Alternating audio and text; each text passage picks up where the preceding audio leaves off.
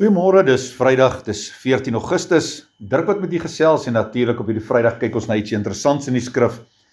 Ons lees in Markus 10 vers 14, Jesus het gesê, laat die kindertjies na my toe kom en moet hulle nie verhinder nie, want die koninkryk van God is juis vir mense soos hulle.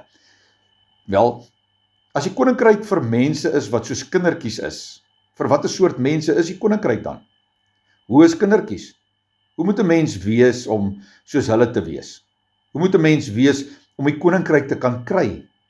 'n Mens sou 'n lys kon maak van alles wat in die verlede oor kindertjies geskryf is, né? Hulle is onskuldig, hulle is rein, sonder inhibisies, afhanklik, hulle is sonder bymotiewe, eerlik, opreg. Ag, en daar's nog baie meer pragtige dinge wat seker almal waar is oor kindertjies. Maar is dit wat Jesus bedoel het? Is een van hierdie pragtige kenmerke die punt wat hy wil maak oor mense vir wie die koninkryk bedoel is? Wel, dit sou dan beteken dat die koninkryk bedoel is vir mense wat goed genoeg is, wat die mooi eienskappe van kindertjies het. Wat dan van Romeine 4, daar staan dat God goddelose mense red, nie mense wat goed genoeg is nie. Daar staan dat ons uit genade gered is, nie omdat ons goed genoeg is nie. Kan die punt wat Jesus oor kindertjies wil maak, dan wees hoe goed en rein en onskuldig hulle is? Wel, hoe sal ons uitvind watter punt Jesus oor kindertjies wil maak? Leer ons dalk iets oor kindertjies in die res van die Nuwe Testament? Wel ja, maar nie baie nie.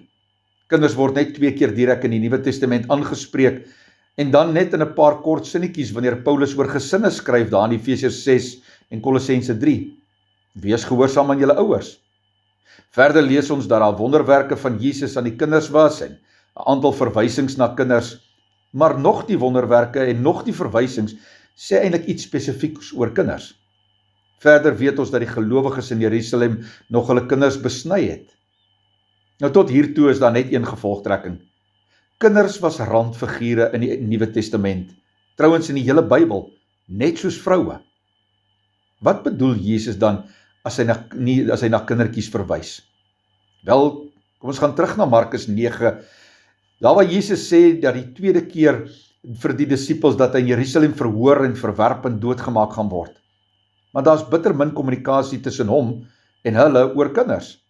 Asof hy niks vir hulle gesê het nie, loop hulle dan in stry oor wie van hulle die belangrikste is, dan hoofstuk 9 vers 33 tot 35. En dan is Jesus se reaksie. Toe het Jesus 'n kindjie geneem en hom tussen hulle laat staan.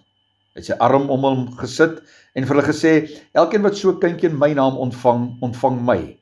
En elkeen wat my ontvang, ontvang nie net vir my nie, maar ook vir hom wat my gestuur het. Kyk mooi wat hier gebeur. Die disippels stry oor wie van hulle die belangrikste is. Jesus gaan hulle tee. En die punt wat hy wil maak is dis sekerlik, hou op met julle eie belangrikheid. Die kindertjies is dis 'n toonbeeld van onbelangrikheid.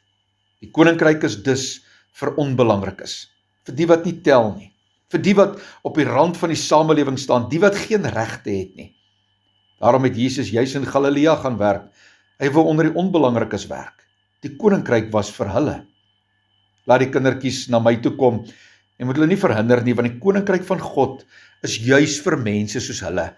En dit beteken dus dat die koninkryk behoort aan mense wat so onbelangrik soos kindertjies is, wat op die rand van die samelewing sit, wat uitgesluit is. God regverdig die goddelose. Here, soveel dankie daarvoor.